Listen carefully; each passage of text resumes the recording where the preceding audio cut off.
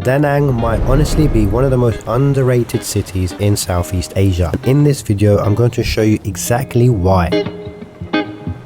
We're going to break down the real cost of living here, from how much it costs to rent a modern apartment near the beach, to grocery prices, eating out, transport, and what you can realistically expect to spend per month. I'll show you what it's actually like working remotely here, the internet speeds, the cafe culture, co-working spaces, and whether Da Nang is really as good for digital nomads as people say it is. And then in the second half of the video, I'm taking you around the best things to do, from Khea Beach, the Marble Mountains, Sontra Peninsula, beach clubs, food spots, markets, and even a trip over to Hoi An to show you the old town, night markets, boat rides, and how to get clothes tailored, and so much more. So whether you're thinking about moving here, visiting for a few weeks, or just curious about life in central Vietnam, this is the full Da Nang guide you need.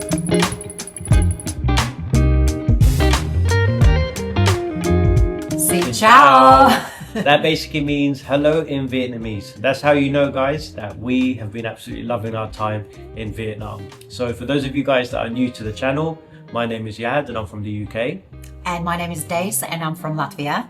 And we spent the last couple of weeks traveling around Da Nang and we absolutely loved it, and that's why we really wanted to make this guide and all the tips for anybody that are looking to travel there, so you guys can have a full picture of what to expect. And we've been traveling around the world for the last few years, creating unique stories from different places, and we'll get straight into the video today. I'm not going to keep you guys waiting any longer, but just before we begin, I just want to ask for a huge favor. We are almost on 100,000 subscribers and I think we're only like 5k away now, so if you haven't already, please hit the subscribe button and let's jump straight into today's video, where we're going to start off with accommodation when you come into Da Nang.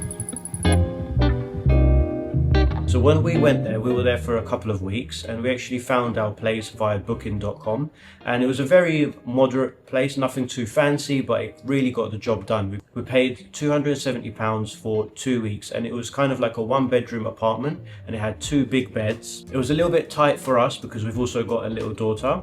But if you're traveling with just like a couple or with some friends, it's going to be more than enough. It was very close to the beach, only like a 5-minute walk to there, and it had everything around the area, which was great. The next thing, if you're looking to stay in Da Nang for a little bit longer, there's Facebook groups that you can join. If you're looking for an Airbnb in Da Nang, you'll roughly be looking to pay for 1 month around 600 to 700 British pounds, which is just under 1,000 US dollars for a 1-bedroom apartment. It will be modern and definitely very nice. For a 1 week on Airbnb, it will roughly cost around 200 to 300 British pounds for a nice modern apartment. So the next topic we'll cover is the best area to stay in when in Da Nang. So there are a few areas which will depend on what you prefer, really. Personally, me and Yad, we absolutely loved staying in Hoi An area, which is the main beach strip, because we are beach people. We love to have a beach on our doorstep. You know, waking up in the morning and just walking off on that main strip has been amazing for us. So if you like the same thing, then I would say Hoi An Beach is where it's all at. It's also adjacent to an area called An Thuong, which is very popular amongst international travelers. There is a whole community vibe going on there, so you can also take a look. A lot of people choose to stay in the city rather than by the beach. So in that case, you have an option to stay in the actual city center around Han River, which is deemed to be a bit more budget friendly. And again, it just, you know, the prices will depend on what you're looking for. You know, there are modern and really luxury apartments, but there are very basic ones that are still very decent and very clean. So the prices will range. You know, I've seen prices as cheap as 6 million Vietnamese dong, which I think is about 180 British pounds a month. For a little perhaps studio, but you know, if you're on your own and if all you need is a little kitchenette and a bed to sleep on and a little space to work, then that might work. So you can get it as cheap as that. And I've seen apartments as high as 20 and 25 million dong, which is, you know, huge spaces, very modern, great facilities. So the range is there. It just depends on what you're looking for. Is it something affordable or is it the luxury living? So the next section we're going to discuss today is going to be internet in Da Nang. One thing Vietnam is really known for, and Da Nang especially, is super fast and reliable internet. Whether you're in your apartment or a cafe or co-working spaces, the internet speeds are consistently strong. Every cafe that I went to, or even our apartment that we stayed in, the speed was super quick. So especially for me as a YouTuber uploading things, or just a digital nomad that needs to work remotely, it's a perfect place for that. Now, one thing I always say about Vietnam is the internet is insanely fast, but there's one thing that can completely ruin your first day in a country, and that's sorting out your SIM card. So on the basis of getting a SIM card from the airport, it's something that I used to do, and me and Dace did a test when we actually arrived in Da Nang. I said to Dace, you go and get yourself a SIM card, and I guarantee after a few days somebody is going to call you with a scam call, because that is something that used to happen to me all the time. And why do you think that is? You're handing over your personal details and your passport for them to copy, and honestly a lot of these companies now are always selling your data. So the last thing you want to do these days is when you're traveling to different countries around the world and be passing your personal information to them, especially your passport, which they can then sell. As I said, we did the test. The very next day, Dace received a scam call on her phone from a completely random number from Indonesia. There's no way anybody could have had that number, because it was supposedly a brand new number from the SIM card company. And that's why for your next trip, I highly recommend getting the Saily eSIM. Saily is a new eSIM app brought to you by the creators of NordVPN, which already gives it a lot of credibility. They offer affordable data plans in over 200 destinations worldwide, so wherever you're traveling around Asia, Europe, or doing a multi-country trip, you're covered. And what I honestly love about Saily and how they're so different is you install the eSIM once, so you don't need to reinstall for every country. I've had eSIMs previously and it's such a nightmare, because every time you have to go to a new country, you have to get a new eSIM, new details, and have to keep installing, and it just makes the whole process too long. You avoid airport lines completely, you avoid SIM card scams. They even offer global and regional plans if you're visiting multiple countries, and they have built-in privacy features like ad blocking and web protection. Honestly, it's just such a no-brainer. It's super easy to install. You just download the Saily app. Step 2, you choose your destination, pick your data plan, and then step 3, you install the eSIM, follow the instructions in the app. Then when you land, it activates instantly and connects you to the local network. If you want to get a discount with Saily, I'll leave the link in the description box below and the pinned comment for you to get 15% off your eSIM. The next thing is transport and getting around. So there's quite a few different methods of ways to move around in Da Nang. You can firstly walk, which is what we chose to do most of the time, but I guess if you're there more longer term, you probably don't want to be walking every day. So you can rent a motorbike. If you're looking to rent a motorbike, it will cost around 50 British pounds per month. You can get a little bit more of a budget one, which will cost around 20 to 25 pounds, so roughly around 40 to 50 US dollars. That said, if you are renting a motorbike in Da Nang or in Vietnam in general, that the speed is over 50cc, you need an international driving license. So if that's something that's important to you guys, before coming to Vietnam, make sure you get that sorted from your home country, so when you arrive you've got your international driving license, so you don't have any issues. And next, if you want to order a Grab, which is the equivalent of Uber, the Grab is incredibly cheap and very reliable in Da Nang. Every time we were there, we didn't wait longer than a couple of minutes to get the Grab. And honestly, I think the most expensive trip that we took was to Hoi An, which we'll get into later in this video, and that was like 30-40 minutes away. We paid around 10 British pounds for that journey, so that's around 300,000 Vietnamese dong. But for more closer trips, let's say if you're going from the beachside to downtown, the city area, you're looking, honestly, I don't think we paid more than $2. If you're somebody that doesn't like to ride motorbikes, or it's just not your thing, then Grabs are super affordable. So the traffic and road safety in Da Nang is probably very similar to most of Asia. You have to be a very confident driver to get on the bike and drive there every day, because it's a chaos. So you should always be very mindful, drive safely, wear a helmet, and just watch all around you at all times to stay safe.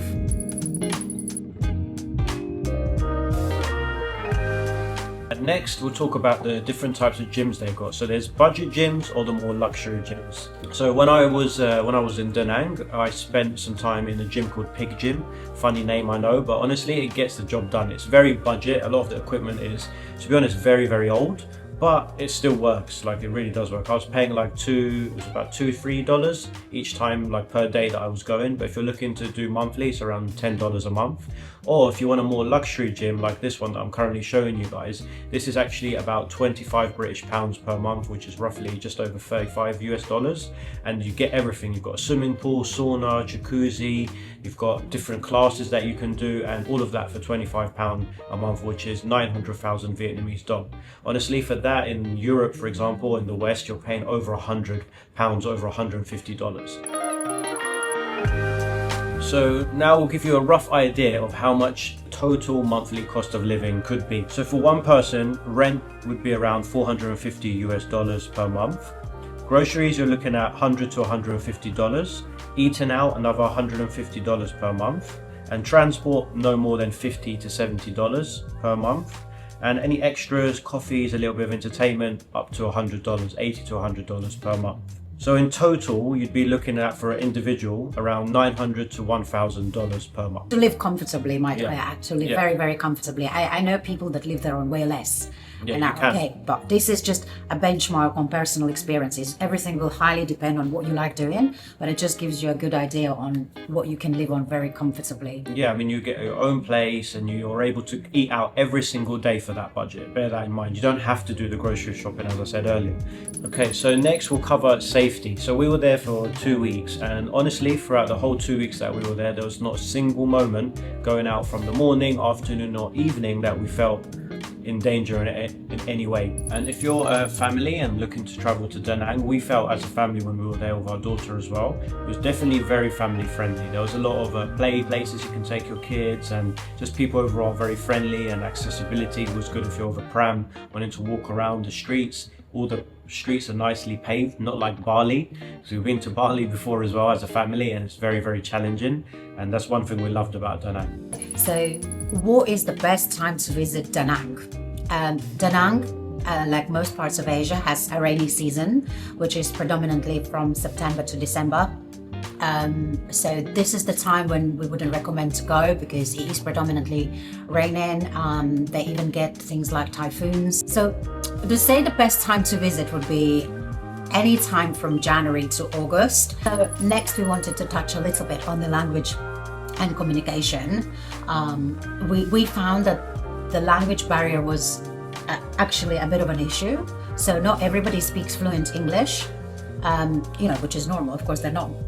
They don't have to speak English, but what I mean is make sure you always have your phone with you and have the translation app downloaded, because it will definitely help you to get around and communicate to the local people. Okay, so now guys, we're going to start off with the fun part, the best things to do in Da Nang and Hoi An. And just to let you guys know, these are in no particular order, so make sure you stick around to the end to make sure you don't miss out on any of the places that we went to.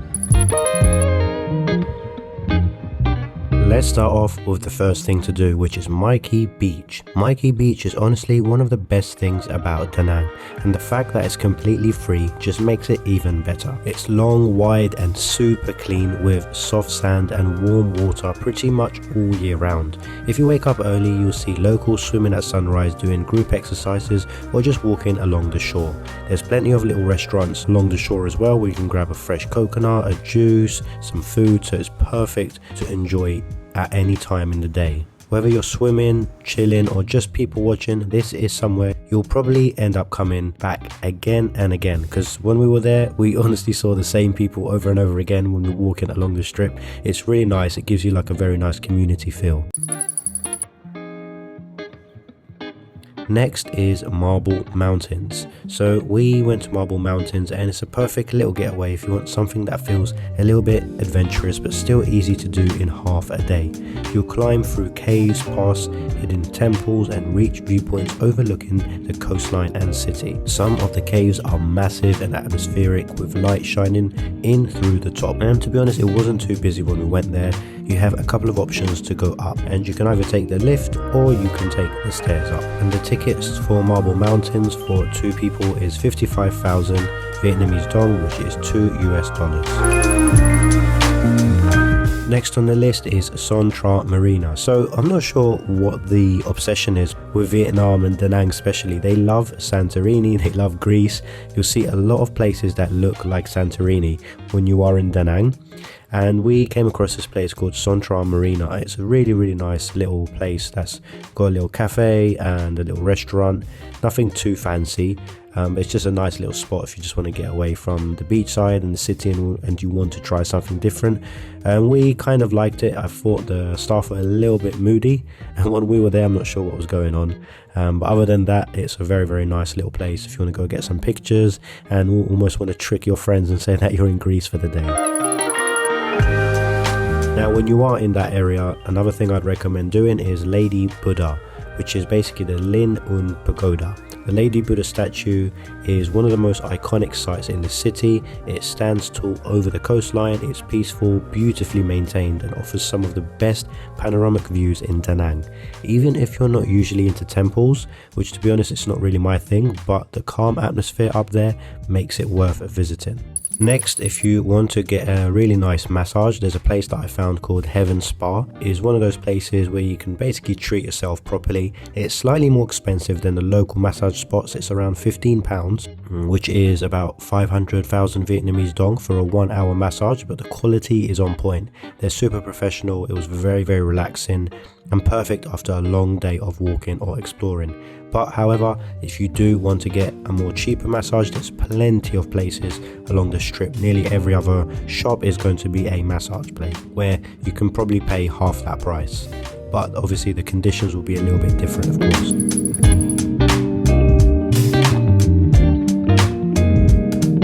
Next on the list is Maia Beach Club. Maia Beach Club is honestly ideal if you want something stylish but still a little bit chilled. You've got beautiful beachfront views, really nice food, nice drinks, and a very relaxed atmosphere.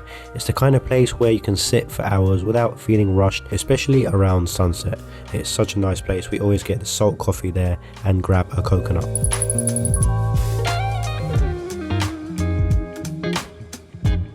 And as we're on the subject of beach clubs, you can go to another one that's called Khea Beach Club. This one is a little bit more lively. It's got upbeat vibe, it's colourful, fun, and great if you want some nice tunes playing in the background with some mocktails and a bit more energy compared to some of the calmer beach clubs like Maia.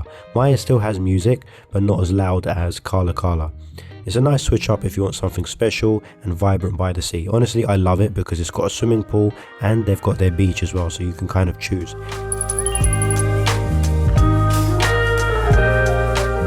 Next, you can go to an area called Thuong Area. It's really nice just to walk around and try different cafes around there. It's super walkable, packed with cafes, gyms, restaurants, bakeries, and it has that relaxed expat meets local vibe. You don't really need to plan there, just walk around, see what cafe looks good to you, and to be honest, most of the things around there are really, really tasty. Sometimes you don't always need a rigid plan in Da Nang, especially in areas like Thuong. You can just walk around and see what you like, and most of the time you'll enjoy it.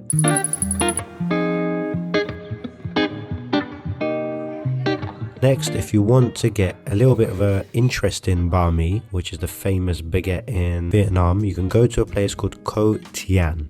Apparently it's one of the best, but we went there and it was actually very delicious. It's one of those quick stops that ends up being a highlight. It's super cheap, it's packed with flavour, the bread is so crispy, fresh fillings, and it's perfect when you need something fast but proper. We made a bit of an evening out of it because we went there to also meet the owner, because there's a lot of history in the shop. She's been there for quite a few years. She started off as a very humble street stall and now she's able to build this incredible business where it's thriving. That story alone was worth going there to meet the owner as well. She was really, really nice. Now, if you're into shopping, that's what's coming up next. Hoi An Market is the famous night market. It's super busy, it's colourful and very chaotic in the best way. Depends, if you don't like too busy places, it might not be for you, but if you want to get souvenirs, local snacks, a few clothes and just soaking up everyday life, even if you don't buy anything, it's worth just walking through and just seeing what the vibe is like. But you can get some cheap clothes there, so if you want to get some trainers, t-shirts, that type of stuff, then it's definitely worth checking, even bags. Next is the Han River and the Dragon Fire Show. So you've probably seen before coming to Da Nang the famous bridge that blows out fire. Honestly, it's real fire, it's not fake, because a lot of people that I read online were saying that can't be real. It really is real. It blows out really, really hot fire, and then after the fire show is over, it starts to blow out some water. Now, with the Dragon Bridge, the show only begins on Saturdays and Sundays, and it starts from 9 p.m. So just bear in mind when you do go there, if you want to get a grab home, that you walk away from the area a little bit to book your grab, because when we were there we struggled to find a taxi home because there were so many people trying to do the same thing at the same time. So just bear that in mind, or maybe plan a little bit around it, maybe go for dinner after the Dragon show so you're not kind of held up too long. Okay, so now we're going to move on to Hoi An. Let's start off with Hoi An Old Town. Honestly, the old town feels like you're stepping back into time. The yellow buildings, lanterns hanging everywhere, narrow streets. It's easily one of the most beautiful places in Vietnam. During the day it's so charming, but at night it completely transforms when the lanterns light up.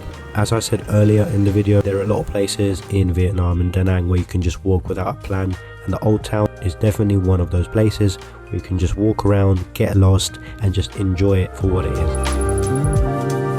Next thing to do in Hoi An is the beautiful night boat ride. The small wooden boats along the river at night are so iconic and scenic. Float slowly down the water, surrounded by glowing lanterns, and you even get to light one up yourself and leave it into the water for good luck. It's touristy, yes, but it's also genuinely a nice experience. Next is tailoring services. So if you guys didn't know, Hoi An is famous for tailoring. I actually got a pair of trousers made there, and they copied the exact shape of my current favourite pair. They fitted it perfectly. They were around 20 British pounds, which is slightly on the medium price side. It's not too high compared to some places, but honestly the quality made it worth it. I'm still wearing them until today and I love them. Next is the Hoi An Night Market. It's super lively, it's colourful, packed with street food, souvenirs and lanterns everywhere. Even if you're not shopping, it's just a great atmosphere to walk around. Next is Bang Beach, and this is a much more relaxed beach compared to the city ones. It's perfect for relaxing during the day, grabbing some seafood, or just escaping the crowds in the old town. And when we went to the Bang Beach, we went to a cafe called Sound of Silence. It was really nice because it was right on the beach, and the atmosphere, the vibe, it was just so calming. So if you guys are going to go to Hoi An, highly recommend going there. The coffee was so delicious. So now I guess it's time to do a little bit of a conclusion on our final thoughts on what we thought overall of Da Nang and Hoi An. Maybe you can go first. I personally really enjoyed Da Nang. I think it has so much potential, and the influx of visitors there, digital nomads and tourists and long-term stayers, I think shows that this is such a loved spot by many. I personally absolutely love the people in Da Nang. The local people were so kind and friendly and helpful, always made time for us, and just a very positive energy all around. I also love the nature. I love being by the beach. There is a little hill and mountain there. There is the Marble Mountains, and a lot to see around Da Nang as well. Things like Hoi An or Hue Town, and it's just a really wonderful experience because you get so much to see and do whilst also living a very comfortable life. Yeah, I agree. I think for me, I was just so surprised that Da Nang is not spoke about more in the world, because when we arrived, I actually didn't know what to expect. I had no expectations. I just thought, let's just go. A few of my friends had been there and they said it's a great place for digital nomads, which is kind of what we are these days. So when we arrived, I was just so surprised at the prices for food and just general moving around, like transport, and just your general day to day is just so affordable, and the value you get. A lot of comments I had in the comments was, okay, it's very cheap, but how good is it? Honestly, it's better than most places. It's better than Europe, for example. In London you'd spend like 5 times the same amount that you would on that breakfast, and you'd walk away being disappointed. Whereas in Da Nang, honestly, we was having amazing breakfast every day, and we were just loving it because the prices were very. The value for money you get is really great, yeah, and the affordability is there. And I think that the people there are very cool. People that live there, the expats there, everyone is just very just in sync. Yeah, in sync, and just everyone seems like in a good vibe. You know, it's not doesn't have much of a bad energy to it. It's a very friendly vibe. Everyone's always smiling, and as we said earlier, if you're going with your family with kids, you know, the local Vietnamese older ladies there, they love to take pictures of the kids, and they're just so excited to see kids. So yeah, if you're thinking about a family friendly trip, then Da Nang could definitely be up there. But make sure obviously you go in the season where it's nice and sunny, not rainy. And also what I loved about Da Nang, just as an observation, you know, we've been to many similar places, and the distinction between foreigners and locals is always there. Like Bali, for example, you will never see local people hanging out with foreigners. People in Bali are very nice, but that distinction and separation is very, very obvious there. Whereas in Da Nang, I love that we would come to a cafe sometimes and there is a local family sitting alongside with foreigners, and everyone is chatting away and just, you know, spending time together. And you don't have that separation there at all. Everyone just, you know, the Vietnamese people just welcome you as their own.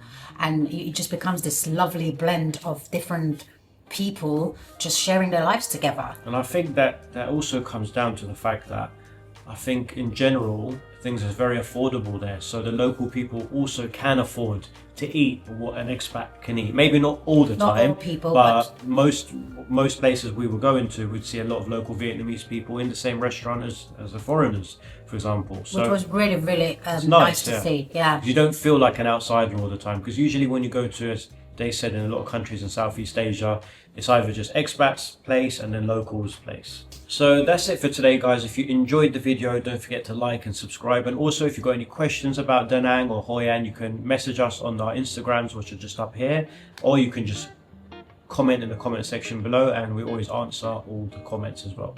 Also, if you are new to the channel and you haven't been here already, we are almost on 100,000 subscribers, only 5k away currently whilst filming this video. So please hit the subscribe button and help us get to 100k, because once we do, I'm going to take a subscriber with me on a vlogging trip to see what the adventure is like behind the scenes. And that could be you. Yeah. So let's jump straight into today's video, guys. I won't keep you much longer.